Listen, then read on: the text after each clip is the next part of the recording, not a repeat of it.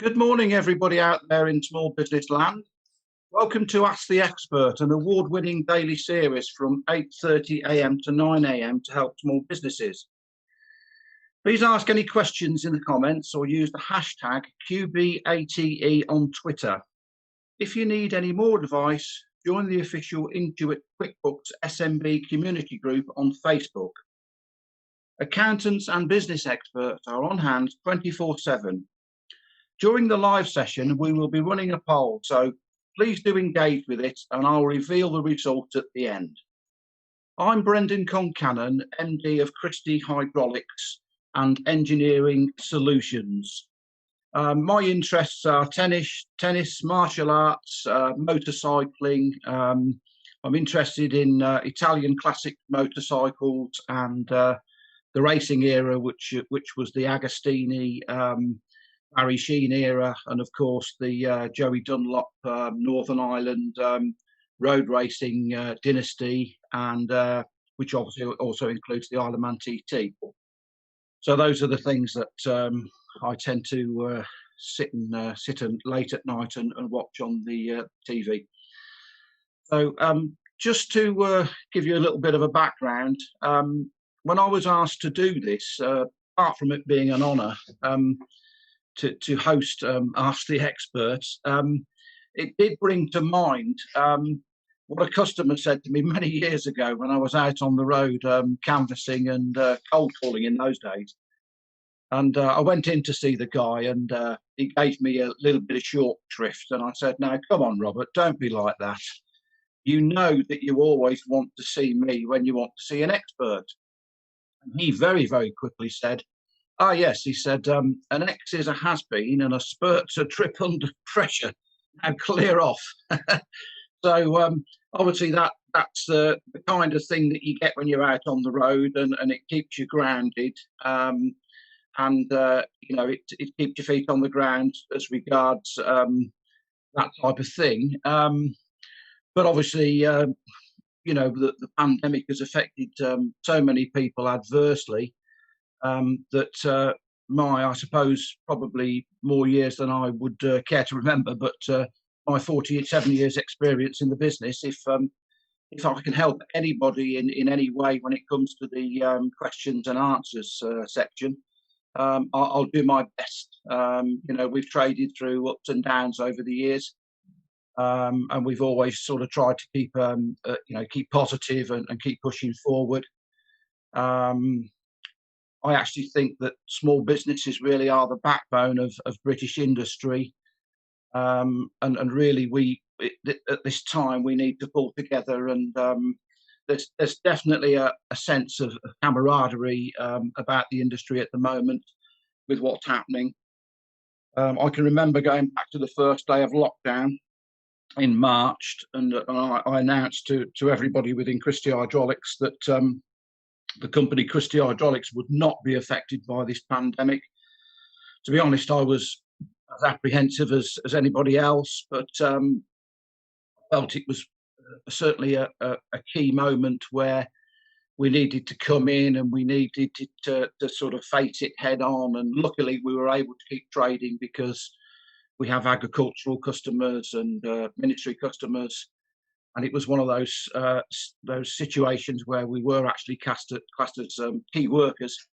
So initially we had a very strange sort of intro where it was deadly quiet on that first day, and within about an hour the phone started to ring, and it almost seemed there was nobody on the other end of the phone. And then people were saying, "Oh, you're there? Yes, we're here. You know, what can you do?" "Well, we can provide you with the same services as we've always provided, but with obviously the social distancing and all the precautions set in place." And the gratitude that we had at that point from the local, you know, particularly the agricultural customers, it was quite warm actually, and it was a real feel-good factor. And we felt as though, you know, we were helping people to keep going and helping, you know, the very important food production at that time to continue. And the guys were actually saying to us, "Look, you know, if you were not here, we can't produce." So there was a sense of relief on their part, and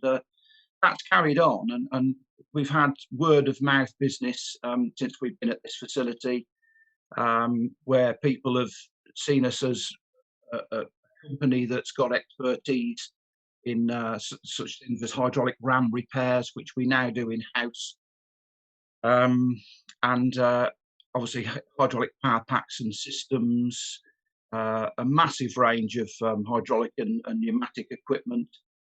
And because of that, because we went from being a sort of a hydraulic and pneumatic stockist, kind of rebranded the business, and instead of just Christy Hydraulics, we became Christy Hydraulics Warwick Limited, and Christy Hydraulics Engineering Services, and that actually led us to rebranding ourselves. We've got this very nice catalogue here that was designed in-house by one of our design team, and that actually went down very, very well with the customers, because it actually shows, it's almost like an Iron Lady, but it shows a lot of components actually that go to construct the images.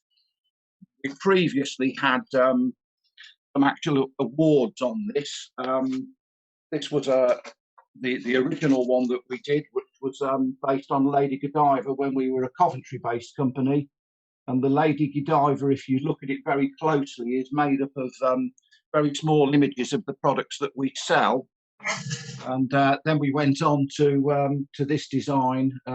So you know, it's kind of grown, but the theme has continued right the way through, and it was very, very well received in the marketplace, to the extent that we actually had 2 awards that were given to us at catalogue launches.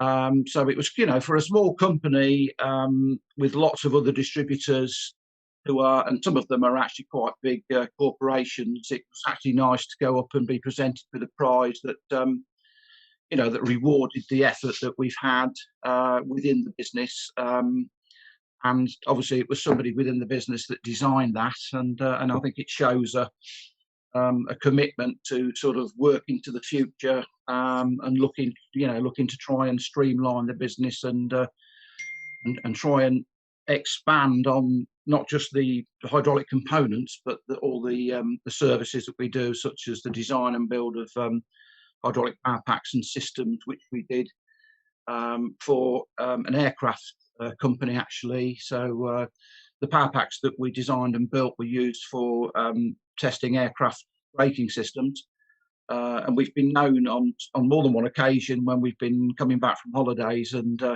landing safely, we give a little round of applause to our customer for getting us there. And it's also nice to know that we've played a part in such a critical part of getting these big birds back to base. So on that, our engineering expertise really, when we moved into this state-of-the-art premises 3 years ago, was very, very good and broad. And we've got engineering, we've got welding, we've got hydraulics, we've got hydraulic repairs. Our engineering manager came to us with a very, very good background of engineering, hydraulic and engineering repairs. He headed up a team which ran a hydraulic division, and he put that expertise to good use, where we designed and built these very, very high-end systems, and got into the power pack business in a big way, partly due to experience on site, but we also invested on very, very extensive courses, where he was away from the business for 2 or 3 weeks at a time.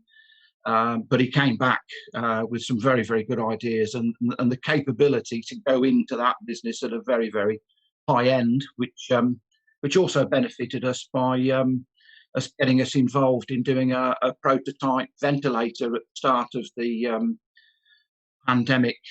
We got involved with a company that were like-minded, that were doing something a bit more sophisticated. We exchanged ideas, and our unit was a kind of a modular unit that could be used in third world countries to great effect, and a simplified version where all the components were available off the shelf, and it was extremely portable. So that gives you a little bit of a background about the engineering capabilities. And we've got customers now right through from the Ministry of Defence, agricultural customers, aerospace, automotive, and we've built up a good reputation within the business on all those sectors. So as I say, when we moved into this area, we were not that well known. Obviously, we were a Coventry-based company originally, and it took a few months. But I would say the second year, we found ourselves inundated with people coming in and having hoses made and hydraulic repairs, and we've definitely built up a situation where word of mouth has brought customers in, and we get several customers a day that have been referred by other customers who were so pleased that they found a company that actually does the repair and the engineering work in-house, and is not essentially a middleman, and they can come and talk to our engineers and exchange ideas, and we go out on site and help them. So there's a definite sort of camaraderie and feel good factor about that side of it. As well as that, we've invested recently in engineering in the engineering side, so that we don't have to actually have so much work subcontracted out, and that means now that sort of pretty well 100% of what we do on the hydraulic repair side is actually part of what we do here at Christy Engineering Solutions Technical Centre, and that cuts down obviously the hourly rates that we're paying to subcontractors, and it means that we're not travelling up and down. The logistics are so much easier because everything's done in-house, and really, although we've had this pandemic, we had a pledge at the start of this when we came in and said that we wouldn't be affected, and the pledge was that we would trade out of it leaner and stronger, and with the support of everybody within the business, without any exception whatsoever. And I'm looking at the first 8-10 weeks of lockdown. We were working 7 days a week, trying to be proactive and make sure that we were capitalising on all the opportunities out in the marketplace. Our sales and marketing team were sort of locked away, setting up SEO opportunities, actually building a brand new website.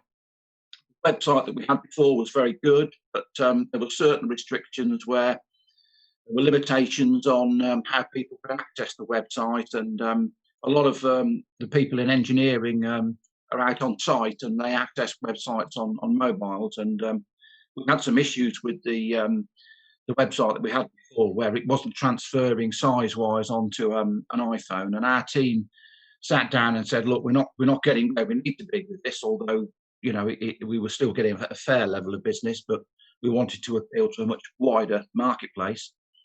And then we got to the point where we said, right, we'll reinvest, we'll design a brand new website, which they did, and that now has actually expanded the product range that we do, and we're now exporting to places such as USA, India, Canada, and the other thing that we've offered is a sourcing facility where people might have problems with long lead times or trying to replace equipment that's been rendered obsolete. What we do is we go in and we offer direct equivalent to obsolete equipment. We reduce lead times down. We're often more competitive with the alternatives than the originals. We've had situations where it's been very difficult to source product. In some cases, it's impossible if it's been rendered totally obsolete. We've had instances where we've actually designed and made replacement equipment which has gone to a quality system which we have here, an ISO UCAS system, where everything is checked, double checked. We have test facilities here as well, so when an item goes out to a customer, we know that it's fit for purpose before the customer fits it. It's been tested. In the case of a hose, if it's an 800 bar hose, we would probably test to if it's an 800 bar minimum burst hose and a working pressure of 200 bar, we would probably test it twice working pressure. We'd test it up to 400 bar, so the customer's happy that at 200 bar maximum working pressure, he knows that he's got an item there that will be fit for purpose and is guaranteed. So really on the sourcing side, I mean, we've had some really good results where we had a customer had a barring device for turning large diesel engines over so that the operators work on the engine with the crank in different positions. And it was a fairly Heath Robinson thing that we were looking to replace, and the customer had basically the supplier had gone out of business. And we said, okay, we'll take this away and breathe all over it. And the customer said, no, you can't take it away. It's the last one we've got. We need you to come on site, crawl all over it, see what we're doing, look at the application, design something. And on that, we designed a machine that was lever operated, which emulated the original, but it had got all the filters, regulators, and lubricators. It was a lot more sophisticated. They liked that, but then they went to a pendant so that the operator could actually get closer to the job with a pendant facility. And then we went to remote control. So we had 3 different derivatives of this design.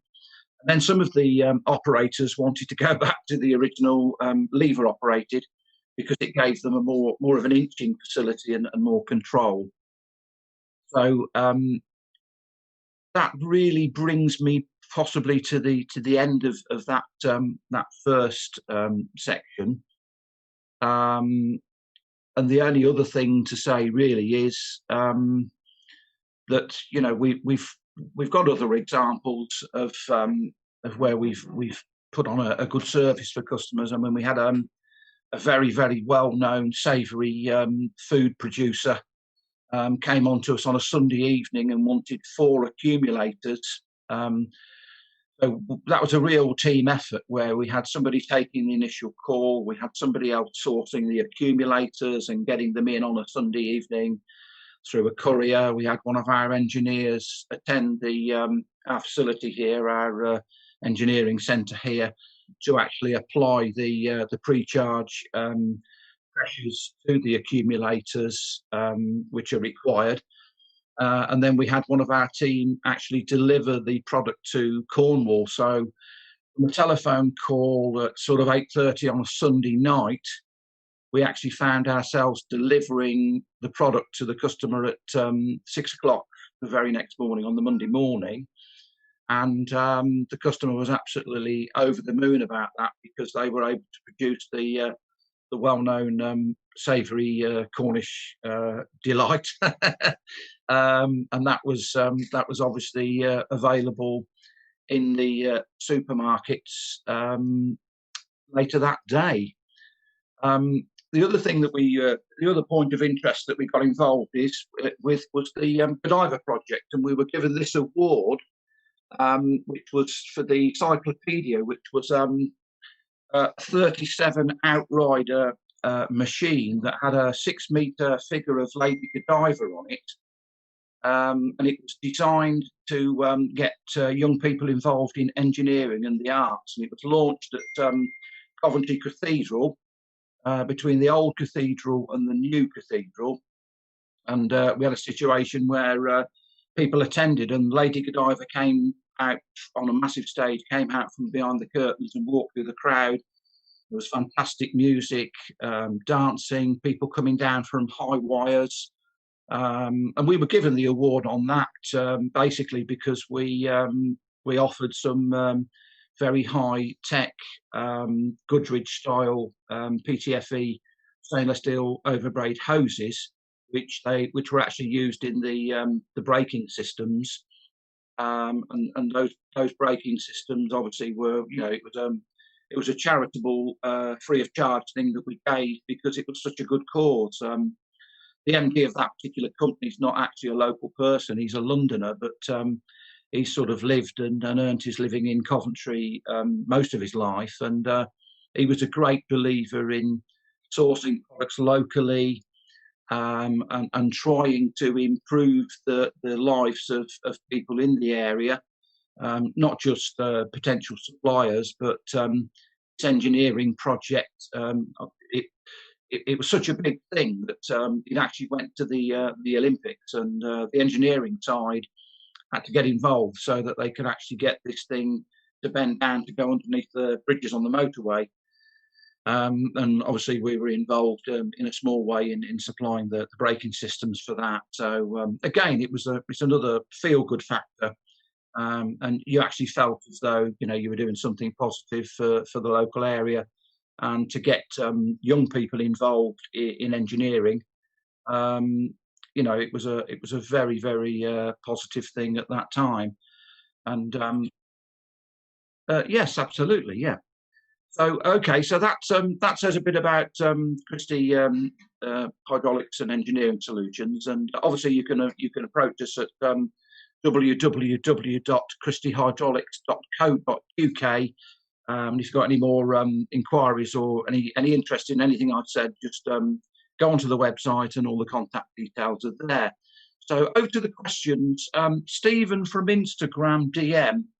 Hi Brendan, the pandemic has given rise to many new businesses, especially in the digital sector. What online digital adoptions have you undertaken in your company, and how has that worked for you? Well, what we're actually doing at the moment, the previous website had our complete catalogue, which I showed you earlier. I mean, it's a massive range, and this product range is available. You can order today up till 10 o'clock, and the product can be delivered anywhere in the UK next day. So there's not many people can offer that service. And what we're doing now is we're looking to populate most of these products that are in the catalogue onto the website so that people can actually order online. And it's an automatic system. The product gets picked from a warehouse and gets shipped out that evening and arrives on the carpet on a before 9, before 12 or next day, as I say, anywhere in the UK. So that's one of those areas that on the digital side that we're looking to develop. Doris from Twitter DM. Morning, Brendan. It's been inspiring to listen to you this morning. What two top factors would you attribute your success during the lockdown to? Well, thank you for your kind words there, Doris. Much appreciated. I think the main thing really was a kind of an eternal optimism. As I say, when we came in and did this sort of speech, we had sort of shaking their heads and rolling their eyes and thinking, he's got his head in the clouds again. But I think that optimistic outlook and the idea that if we reach out to people, we can help people to keep their businesses running. We obviously reached out further afield. We're now worldwide, so we were able to sell to places that were less affected by the pandemic at that time.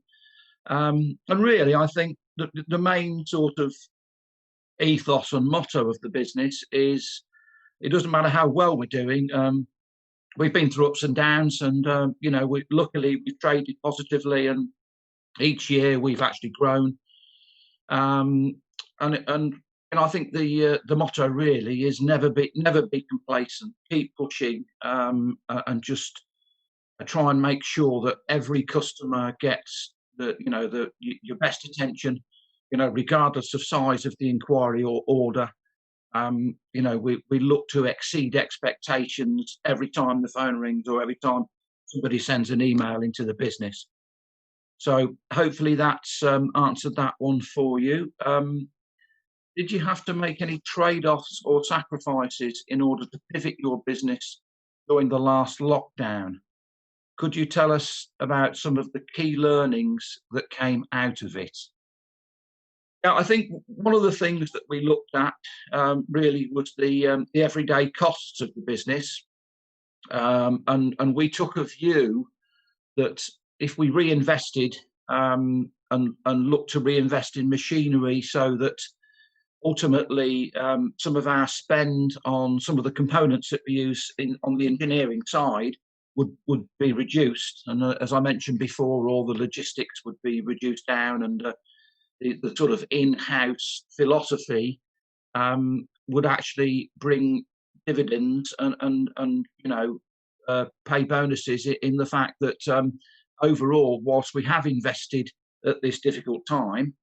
At the same time, we can see that in the coming months and the coming years, our overall purchasing costs for some of the components that we will be making in-house will be drastically reduced and give us that advantage. And that, together with the constant push on sales, I know, one or two companies actually laid people off or put people on furlough on the sales side. And what we did, we just separated the sales and marketing from the business and said, we don't want you to be involved in any other aspect. We want you to focus 100% on reaching out to people to make sure that the existing and highly valued customers know that we're here and we can still give them the same service that we always gave them, and to reach out to new customers, obviously locally in the UK and worldwide. And that philosophy has actually stood us in good stead.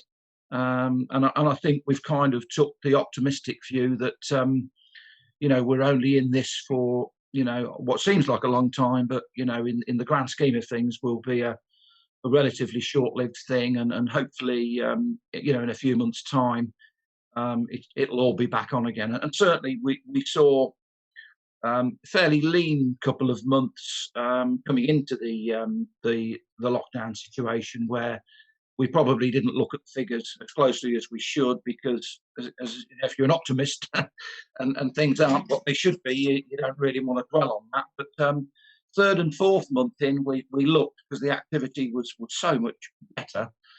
And in actual fact, if you sort of fourth and fifth month in, we looked at it, and the increase in business that we had when people came back to work made up for the 2 lean months of the initial lockdown period.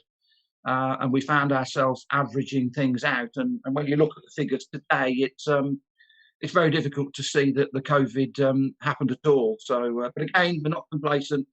We don't know what's around the corner. I'm very grateful for the fact that we've been able to keep producing. And it's sort of onwards, upwards, who dares wins, really. That's the philosophy. So, okay.